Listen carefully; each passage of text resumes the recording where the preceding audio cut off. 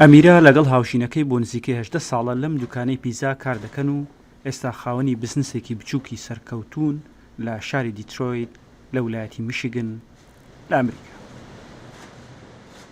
لە ساڵی 2005 ئەم دوکانە کە بەهۆی بێبازاڕیەوە داخرابوو ئەوان کڕیویانەتەوە و سەر لە نوێ کردویانەتەوە. 2005 باوکی لاوین ئەو کاتە سایقی پیتزا بوو، سایقی پیتزاییە کرد. لە 2005 برادێکی مەسیحیمانەیە زۆر ڕکوپێک بوو، وتی ئومێدوەرە ئەم شاپە کلۆز کراوە قەپاتە، یعنی ڕۆژانە ئەتوانم بڵێم $200 نەئەفرۆژ، وتی وەرە بیکەرەوە. ئیتر هاتوتی ئەمیرە ئەم شاپە هەیە ئەتوانین بیکەن یارمەتیم دەی، وتم مەناعەتم نییە، من هەموو جار ڕۆژێ لە دوای مەکتەبمەوە ئەتوانم بێم یارمەتیت دەم. پێشتر لە کوردستان مامۆستا بووە کە هاتوونەتە ئەمریکاش مامۆستایەتی و لەم دوکانەش کاری کردووە. بێجگە لە کارکردنی شاوکات درێژەی بە خوێندنداوە و بڕوانامەی ماستەری لە هونەری پەروەردە بەدەستێناوە. توانیم کە بخوێنم لە مستەوای ماستەر ئارت ئۆف ئەجوکیشن، یعنی بووم بە مامۆستا بە شەهادەی ماستەر. کەی تەخەڕوجم کرد لەبەرەوەی ئیشمە کرد و کچێکشم هەبوو 2007 تەخەڕوجم کرد.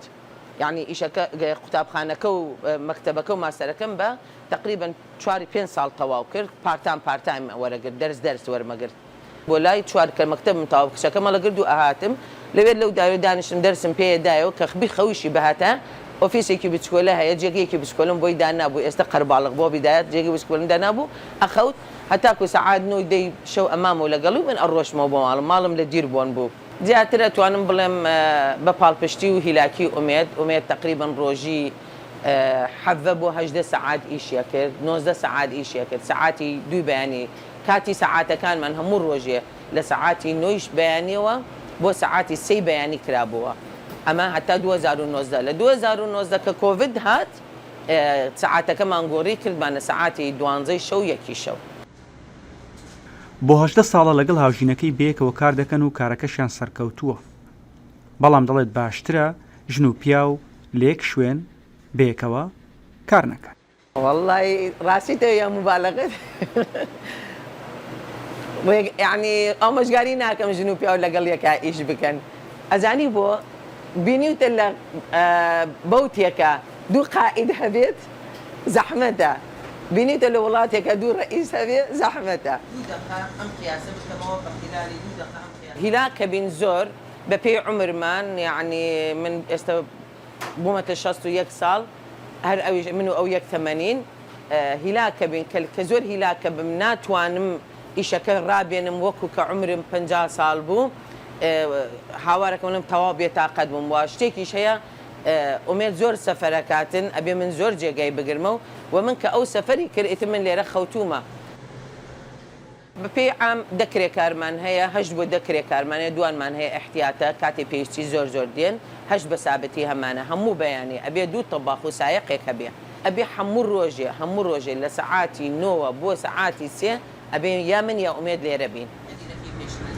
هانی ژنانی کوردیش دەدات کار بکەن و چاویان لە دەستی کەس نەبێت، دەشڵێت کار نەکەم نەخۆش دەکەم.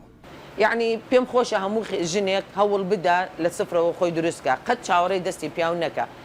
و ئەتوانم بڵێم یعنی پیاوی ئێمە ئەوە نەبێ بمان چەوسێنێتەوە و پارەمان پێ نەدا و خزمەتمان نەکات و شتمان بۆ نەکرێ و دەلالەتمان نەکات، بۆمان ئەکا، بەڵام هەموو کاتێ چاوەڕێی دەستی خۆت بە زۆر باشترە لەوەی کە چاوەڕێی دەستی پیاوی یا برابی یا باوکبی. پێم خۆشە هەموو ئافرەتی هەوڵدا و گەیشتمەتە ئەو قەناعەتە هەر کاتێ ئیشکەم سەحەتم باشە، هیچ نەخۆشم دانیشم لە ماڵ و نەخۆشم تووشە بێت. پیزاکەیان ئیتاڵیە، بەڵام تام و بۆنی کوردی بەبەر پیزاکاندا دەکات.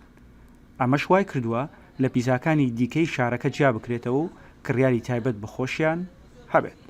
لەبەرەوەی شەریکەی تۆرمینۆ شەریکەیەکی ئیتاڵیە بۆ فرەنچایزیشە، بە پێی قانون فرەنچایزی ئەمریکا بۆمان نییە هیچ شتێکی کوردی لێرە دابنین، بەس ڕەسەپیەکانی و شتەکانی بە تەریقی خۆمی کوردایەتی بەهارات و خێ و ستایلەکانیان دروستم کردووە. ئەمیرە خاوەنی کچێکە، لەگەڵ هاوژینەکەی لە ساڵی 1986ەوە ڕویان لە ئەمریکا کردووە. لێرە توانیویانە خۆیان دروست بکەنەوە و ژیانێکی شایستە و بزنسێکی سەرکەوتوو بۆ خۆیان دروست بکەن. دیار کوردە ڕوودا و میشیگن.